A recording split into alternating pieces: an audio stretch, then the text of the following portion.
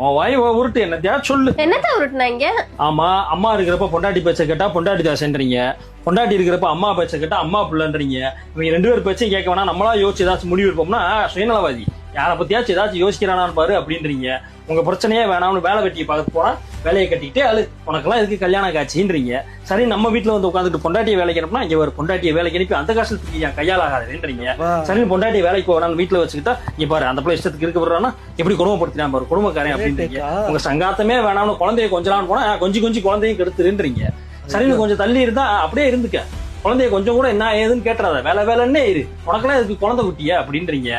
சரி, ஏதாச்சும் வாங்கி கொடுக்கலாம் அப்படின்னு வீட்டுக்கு ஏதாச்சும் வாங்கிட்டு வந்தா கையில காசு இருக்குன்னு எப்படி கரியா செலவு பண்றான்னு பாருன்றீங்க. சரி, எதுவுமே வாங்காம இருந்தா கஞ்சப்பைய ஏதாச்சும் வீட்டுக்கு வாங்கி தரானான்னு பாருன்றீங்க. உலகத்துல ஆம்பளையா பிறந்துட்டு நாங்க படுற பாடு இருக்கேன். ஏய் அதை கூட விடு. ஆனா கடைசியில ஒண்ணு சொல்லுவீங்க பாருங்க, உங்களுக்கு என்னப்பா ஆம்பளைங்க ஜாலியா இருக்கீங்க, நாங்க பொம்பளை எதே கஷ்டப்படுறோம்னு. இப்ப கூட நான் உண்மையத்தையும் பேசுறேன்.